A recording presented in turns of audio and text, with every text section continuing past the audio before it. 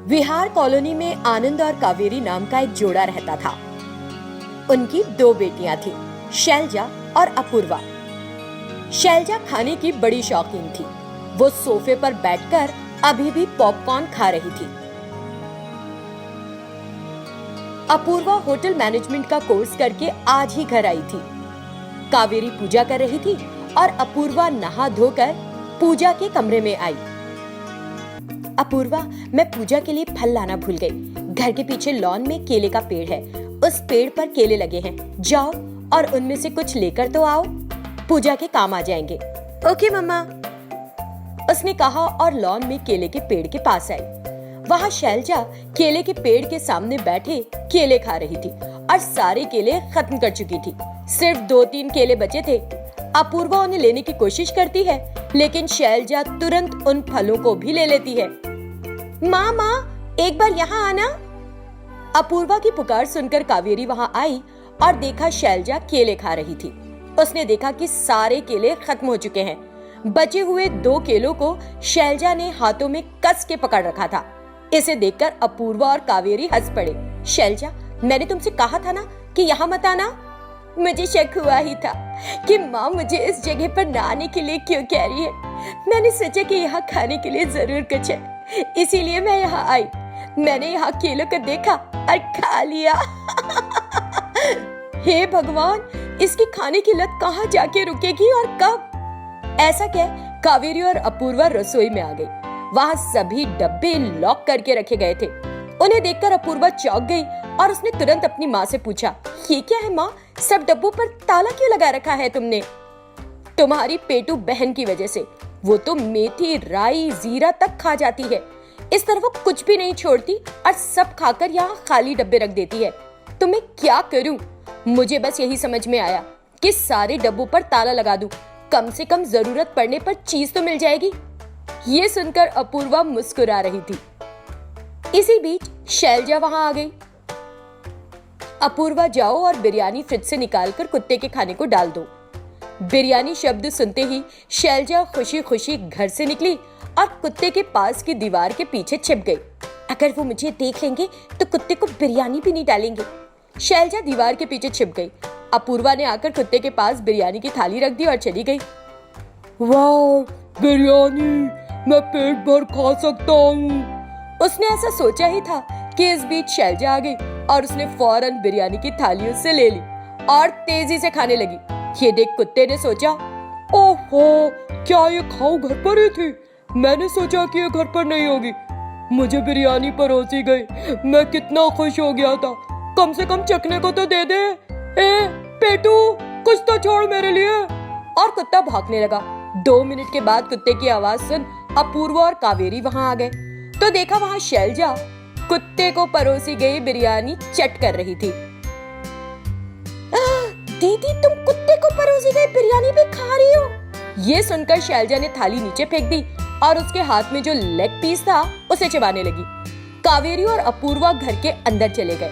बिरयानी खाने के बाद शैलजा पड़ोसी के खेत से एक गन्ना उठा लाई और उसे लेकर हॉल में आई।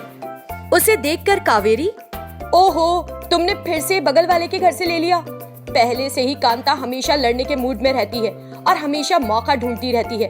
उसने अभी तक कुछ कहा नहीं, इसका मतलब ये नहीं उसने देखा नहीं होगा। क्यों लिया तुमने उसके खेत से ये गन्ना? अकल है या नहीं है? पूरे वक्त बस खाने की।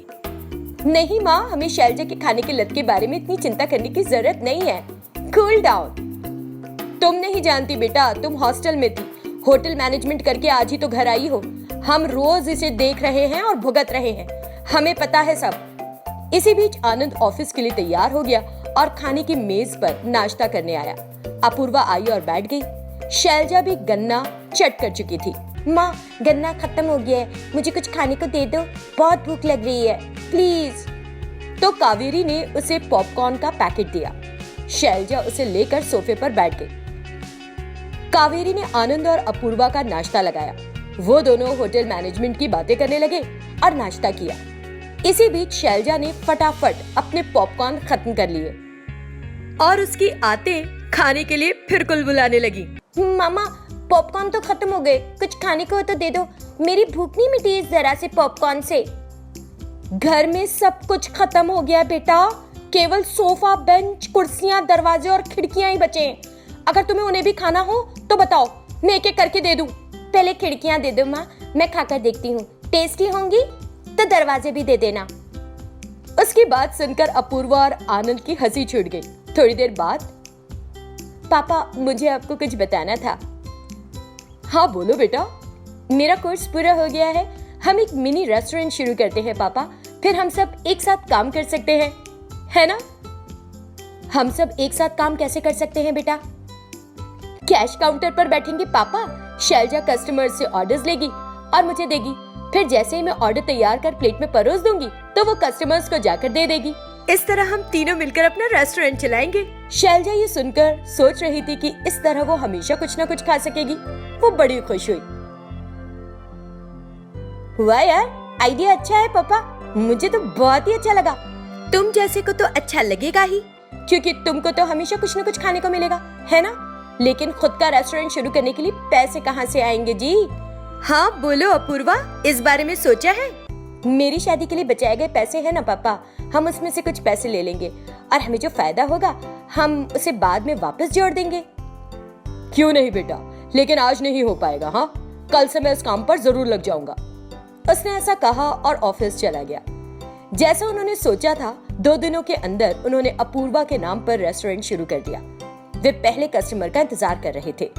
आधे घंटे से कुछ नहीं खाया, कोई आ ही नहीं रहा। ये सब करके कोई फायदा नहीं, मैं घर जाकर कुछ खा लेती हूँ, वही ठीक रहेगा। ऐसा सोचकर वो मायूस हो रही थी। इस बीच एक पतला पति और मोटी पत्नी रेस्टोरेंट में आए और शैलजा ऑर्डर लेने के लिए गई। बताइए मैं आपके लिए क्या लाऊं? कपल्स के खाने के लिए कुछ खास है? जी हाँ बिल्कुल, लवर्स बिरयानी। ये बिरयानी ऑर्डर करिए और अपने प्यार को सेलिब्रेट करिए। बिरयानी कहते ही शैलजा के खुद के मुंह में पानी आ गया। उसने ऑर्डर लिया और कावेरी को दे दिया। फिर अपूर्वा ने बिरयानी तैयार की और हार्ट शेप में परोसी और 2 गुलाब बिरयानी के पास रखे। शैलजा उस बिरयानी को देखकर खुद को बिरयानी खाने से रोक नहीं पाई। उसने 2 चम्मच खाए और फिर कस्टमर्स के आगे रख दी। ये क्या है? ये तो इतना कम है। क्या तुमने इसमें से कुछ खा ली है? नहीं तो मैं क्यों खाऊंगी, मैंने नहीं खाई कुछ भी। लेकिन ये तो पूरी नहीं लग रही है। ये कैसे पूरी लगेगी? तुम इतनी मोटी हो, तुम्हारा पति कितना पतला है, ये उसके लिए पूरी पड़ेगी। जाओ और एक और बिरयानी लाओ। तो शैलजा गई और एक और बिरयानी ले आई। मोटी बीवी और पतला पति दोनों खुशी से बिरयानी खाने लगे और शैलजा वहीं खड़ी खड़ी उस बिरयानी को देख रही थी। उसके मुंह में पानी आ रहा था और वो औरत को घूरे जा रही थी। तभी अपूर्वा शैलजा के पास आई और उसे वहां से हटाने लगी। हालांकि उसने बहुत कोशिश की, लेकिन शैलजा बिरयानी को देखती रही। इस बीच मोटी पत्नी ने शैलजा को बुलाया।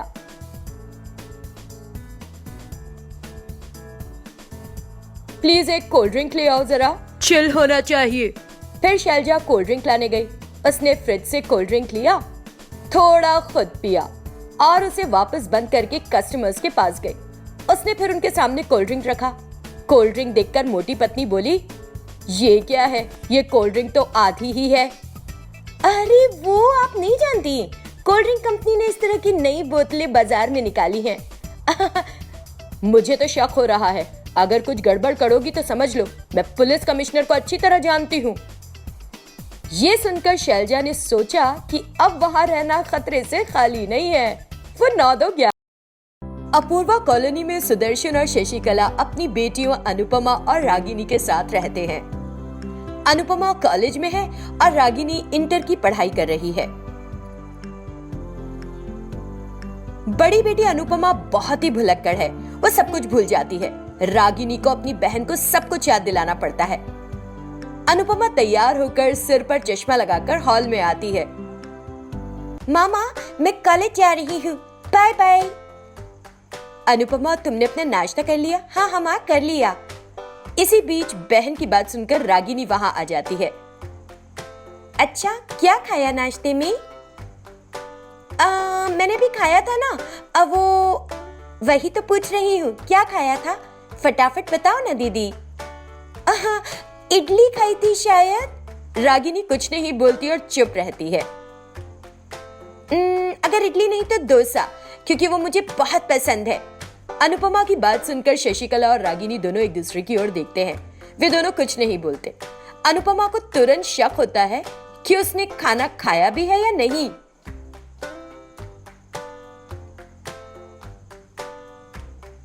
ओई माँ, मैंने तो शायद कुछ भी नहीं खाया। जैसे ही अनुपमा ने ये कहा कि शशिकला और रागिनी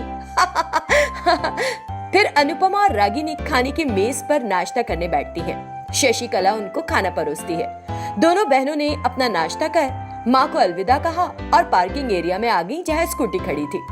अनुपमा को अचानक कुछ याद आया। 1 मिनट में अभी आई। जैसे ही वो हॉल में लौटती है, वो सोफे पर अपने गॉगल्स ढूंढने लगती है, मगर वो वहां नहीं मिलते। मैंने कहाँ रख दिए? बिना गॉगल्स के कैसे जाऊंगी? वो ऐसा सोचते सोचते किताबों की रैक पर आई, मगर वहां भी गॉगल्स नहीं मिले, क्योंकि गॉगल्स उसके सिर पर ही हैं। लेकिन अनुपमा इसके बारे में भूल गई। उधर रागिनी पार्किंग एरिया में उसका इंतजार कर रही थी। मुझे लगता है कि वो फिर से कुछ भूल गई और ढूंढने के चक्कर में ये भी भूल गई कि हमें कॉलेज जाना है। क्या करूं इस भुलक्कड़ का? रागिनी अनुपमा को बुलाने घर के अंदर आई और देखा कि अनुपमा जल्दी जल्दी कुछ ढूंढ रही है। वो समझ गई। रागिनी, मेरे गॉगल्स देखे? अरे दी, पगला गई हो क्या? तुम्हें सच में नहीं पता? अभी मेरे हाथ ही में थे, पता नहीं बातों बातों में कहाँ रख दिए। दीदी, भूलना कोई तुम्हारे लिए नई बात है। अरे यार, लेक्चर मत दो। अगर तुम्हें कहीं दिखे तो बताओ। रागिनी कुछ नहीं बोलती और अनुपमा का हाथ पकड़कर उसे हॉल से ड्रेसिंग टेबल वाले बेडरूम में ले गई। वहां अनुपमा आईने में देखती है कि चश्मा उसके सिर पर ही है। ओह माय गॉड, कितनी बुद्धू हूं मैं। चश्मा सिर पर ही है और मैं इधर उधर टाइम वेस्ट कर रही हूँ। अनुपमा मुस्कुराती है, अपना चश्मा लगाती है। दोनों ने एक साथ हॉल में आकर फिर से अपनी माँ को अलविदा कहा और जैसे ही स्कूटी पर बैठने लगी, अनुपमा को फिर से कुछ याद आ गया। हाय रब्बा, जल्दी जल्दी में स्कूटी की चाबी तो भूल गई। जैसे ही वो अंदर आई, सामने से शशिकला आ गई। आज कॉलेज जाओगी भी या नहीं तुम? क्यों मत, तुम ऐसे क्यों कह रही हो? मैं स्कूटी की चाबी भूल गई थी, प्लीज मेरे साथ ढूंढवा दो ना। अनु, तुम उन्हें अपने साथ ले गई थी? नहीं माँ, अगर साथ ले गई होती तो वापस क्यों आती? अभी इतना भी भुलक्कड़ नहीं हूँ मैं। अनु, मैंने खुद देखा था कि चाबियां तुम्हारे हाथ में थी। नहीं माँ, मेरे पास होती तो मैं घर में क्यों आती उन्हें ढूंढने। स्कूटी के बाहर रागिनी ने देखा कि चाबी स्कूटी में ही लगी हुई थी, तो वो गुस्से में घर के अंदर आई और अनुपमा को देखा जो टीवी टेबल के ड्रॉर में चाबियां ढूंढ रही थी। हद है दीदी, स्कूटी की चाबियां स्कूटी में लगी है, आकर देखो तो जरा बाहर। अरे रागिनी, तुम इतने गुस्से में क्यों हो? ये सब मैंने जानबूझकर नहीं किया, तुम तो जानती हो मैं भूल जाती हूँ। अनुपमा बाहर आकर देखती है कि चाबी स्कूटी में ही लगी हुई है। वो थोड़ा मुस्कुराती है। सॉरी छुटकी, भूल गई थी मैं। दी, तुम्हारे चक्कर में मैं खुद भूल गई कि मुझे कॉलेज जाना है। तुम यहाँ सब कुछ याद करो, मैं ऑटो से चली जाऊंगी। कोई जरूरत नहीं, मैंने जरूरत की सारी चीजें ले ली, मैं कुछ नहीं भूली। चुपचाप बैठो। अनुपमा और रागिनी दोनों स्कूटर पर बैठ जाती हैं और कॉलेज की तरफ निकल पड़ती हैं। लेकिन वो रोज का रास्ता नहीं था जहाँ से वो गुजरती थी। रागिनी बहुत उलझन में इधर उधर देख रही थी। वो सोच रही थी कि उसकी बहन उसे कहाँ ले जा रही है, लेकिन अनुपमा नए रास्ते पर आगे बढ़ती ही जा रही थी। दीदी, हम कहाँ जा रहे हैं? सब्जी मंडी। और कहाँ? पिछले रविवार को हमने अपने घर के लिए सब्जी नहीं खरीदी, इसलिए हम सब्जी मंडी में सब्जी लाने जा रहे हैं। माँ ने ही तो कहा था ना, भूल गई? हाँ। उन शब्दों को सुनकर रागिनी अपने सर पर हाथ रख लेती है। ये देखकर अनुपमा ने स्कूटी रोक दी। क्या हुआ? सिर दर्द हो रहा है? सिर पर हाथ क्यों रखा इस तरह से? कुछ नहीं दीदी, ऐसा कुछ नहीं। तुमने क्यों रोकी स्कूटी? हाँ, मैं क्यों रोकने लगी? अपने आप रुक गई। पेट्रोल खत्म हो गया क्या? अरे हाँ, पेट्रोल से याद आया, जब हम आ रहे थे तो मैंने स्कूटी में पेट्रोल भरवाने की सोची थी, लेकिन फिर भूल गई। अनुपमा की बात सुन रागिनी को समझ नहीं आया कि वो हंसे या रोए। वो थोड़ा मुस्कुराई और चुप रही। अनुपमा रागिनी को मुस्कुराते देख थोड़ा उलझन में आ गई और एक बार रास्ते की ओर देखा। छुटकी, क्या ये वो रास्ता नहीं है जिससे हम रोज कॉलेज आते हैं? मुझे लगता है ये तो वो रास्ता है जिससे हम बाजार जाते हैं। यहाँ कैसे आए? हम स्कूटी पर आए दीदी। ओह, मुझे लगता है कि मैं कॉलेज का रास्ता भूल गई। मुझे सब्जी मंडी का रास्ता दिखाओ। तो मैं इस तरफ स्कूटी ले आई। मुझे लगता है पास में कोई पेट्रोल पंप भी नहीं है। अब तो स्कूटी को धक्का लगाना पड़ेगा। छुटकी रागिनी को बहुत गुस्सा चढ़ता है। वो एक पल के लिए भूल जाती कि उसकी बहन को भूलने की आदत है, लेकिन इसमें उस बेचारी की क्या गलती। ऐसा सोचकर वो अपने मन को समझाती है और स्कूटी को धक्का देने लगती है। वे लगभग 2 किलोमीटर ऐसे ही आगे बढ़ते हैं। पता नहीं दीदी अपना पर्स लाई भी है या नहीं। देखो तो मेरे पास कुछ पैसे हैं या नहीं। रागिनी ने अपने पर्स में देखा तो उसमें कुछ पैसे थे। तब उसने अपने दिल पर हाथ रखा और राहत महसूस की।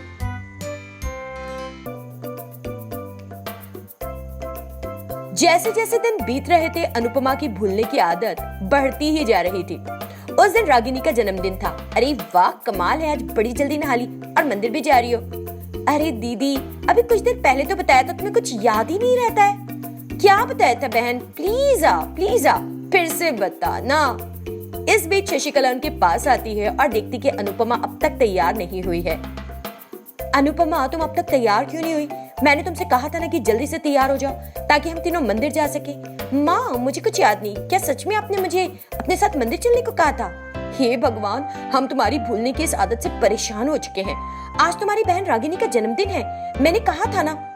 ओह sorry Ragini, happy birthday to you. मैं बस 5 मिनट में तैयार होकर आई, ठीक है? उसने ऐसा कहा और हॉल से बेडरूम में चली गई। तभी उसका फोन बजा। वो फोन पर बात करने लग गई और भूल गई कि उसे मंदिर जाना है।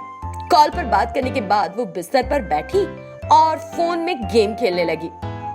उधर शशिकला और रागिनी जो हॉल में थे, बार बार घड़ी देख रहे थे।